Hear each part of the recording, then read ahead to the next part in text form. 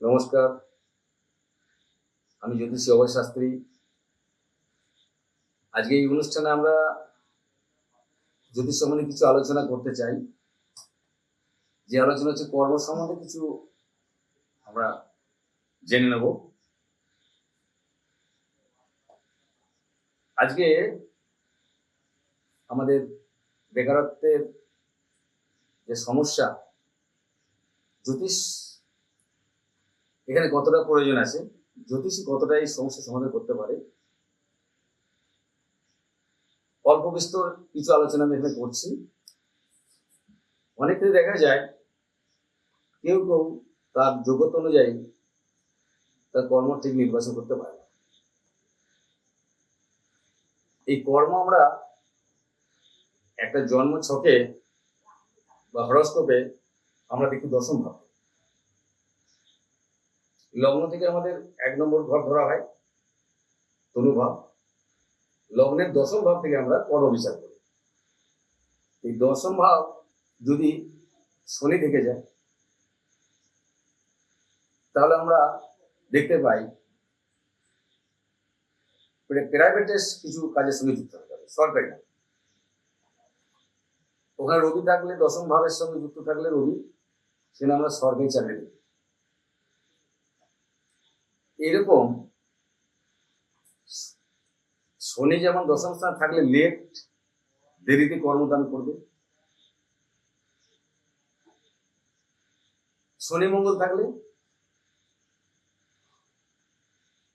লোহা লস্করে যায় কর্ম, যেখানে লোহা, আয়রন, স্টিল, মিলিটারি, এগুলো কিন্তু শনি মঙ্গলের কম্বিনেশনে একটা কর্ম আমরা ধারণা দিতে পারি।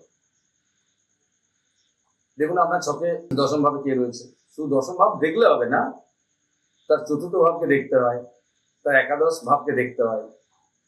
এই ভাবগুলো সবগুলো দেখার পরে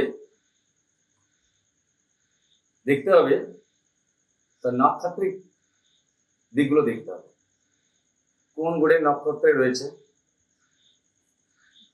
কর্ম কাছে হবে না দূরে হবে, কোন সরকারি প্রতিষ্ঠান হবে না আন্ডারটেকিং জব কিছু করবে, এইগুলো কিন্তু দশম ভাব এবং 11th হাউস এইগুলো দেখতে হবে। কারণ একটা গ্রহ একটা ঘরের নির্দেশক হয় না, তার চতুর্থ ভাব, 11th হাউস এবং দশম ভাব।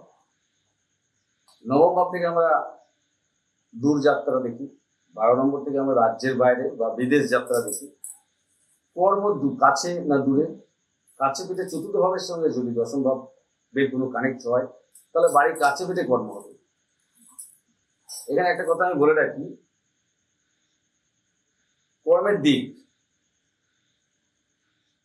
কোন দিকে কর্ম হতে পারে বা কোন কোন কাজের সঙ্গে যুক্ত হতে পারে। যেমন দেখুন, রবি আমাদের পূর্ব দিক দেখে, রবির সঙ্গে যেমন দশম ভাবে যুক্ত হলে আমরা কর্ম বিচার করি সরকারি প্রতিষ্ঠান, সেটা ব্যাংক হতে পারে।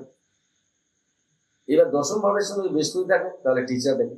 কর্মর জায়গাগুলো দেখে শনি আমাদের বেসরকারি দেখে, রবি সরকারি দেখে।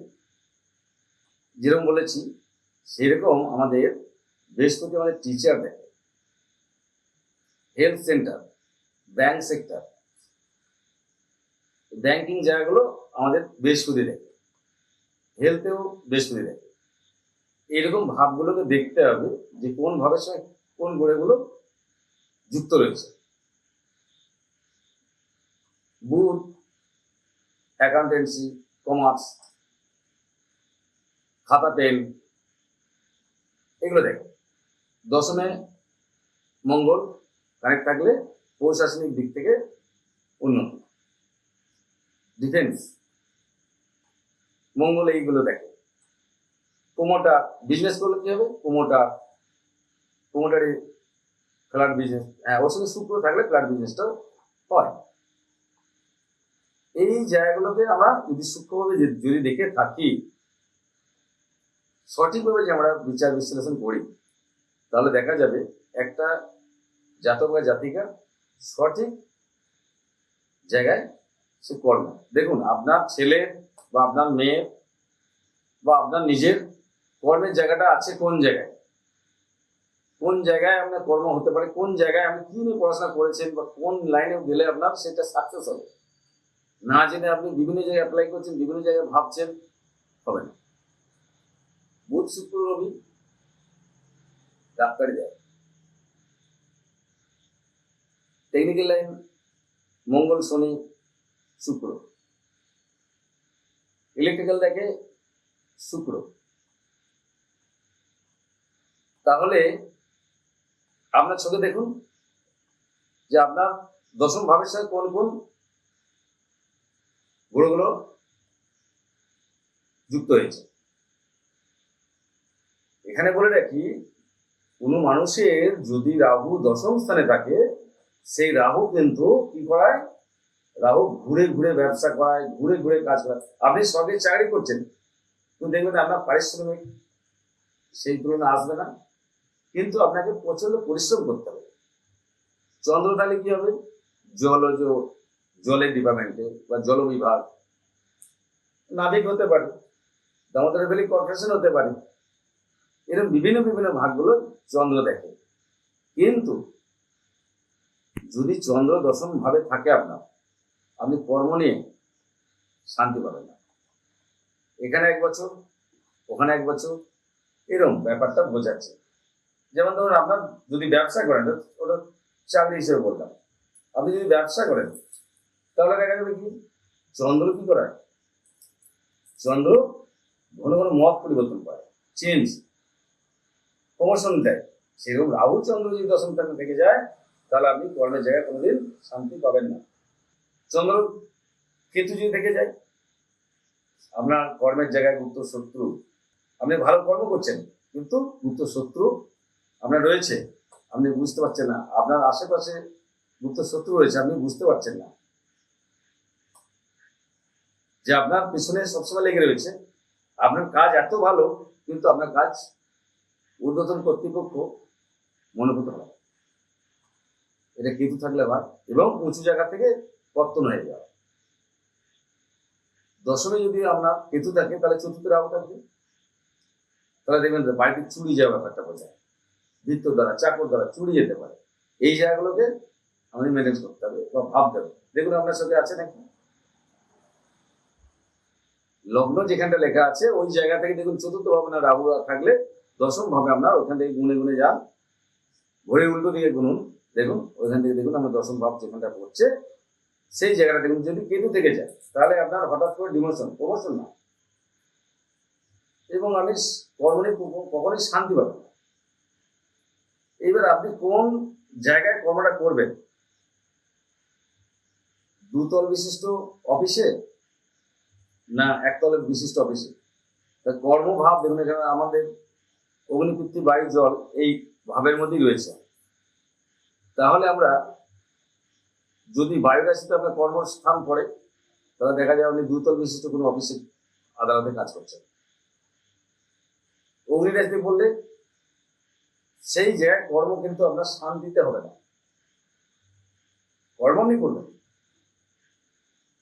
যাই হোক,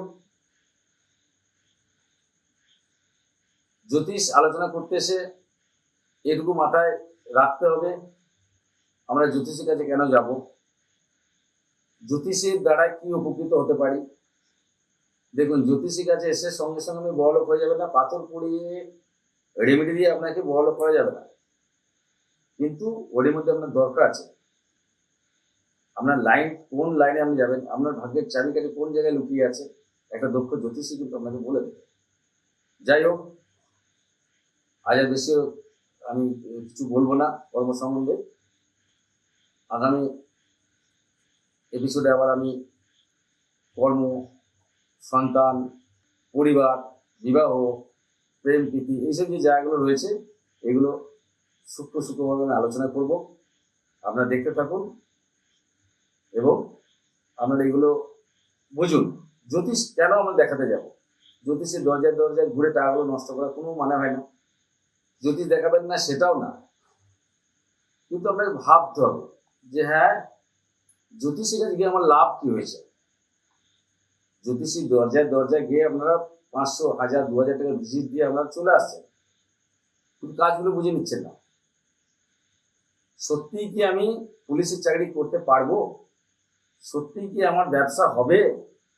তাহলে কোন ব্যবসা হবে? মুদিখানা হবে, না ওষুধ দোকান হবে, না কন্ট্রাক্টরি লাইনে আমার হবে? কোন লাইনে আমার বিজনেসটা করলে আমার ভাগ্যের চাকাটা খুলতে পারে? সেটা একটা দক্ষ জ্যোতিষী কিন্তু এগুলো আলোচনা করতে পারে। এগুলো ভাবতে হবে।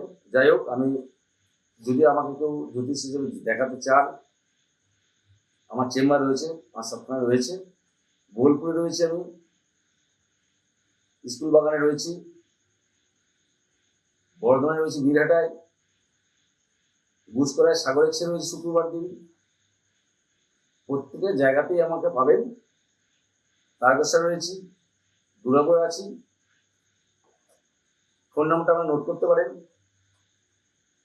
যে কোনো জায়গায় আপনি যাবেন, ফোন করেই যাবেন, আগে থাকতে জেনে নেবেন। এর পরবর্তী ক্ষেত্রে আমি টোটকা দেবো যেগুলো মানুষের উপকারে লাগবে।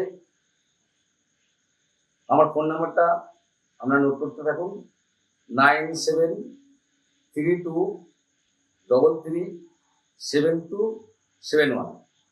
আবারও বলছি, সব জায়গার একই ফোন নাম্বার, 9732337271। যাই হোক, আজকে এই পর্যন্তই। আগামী পর্ব আবার দেখা হচ্ছে।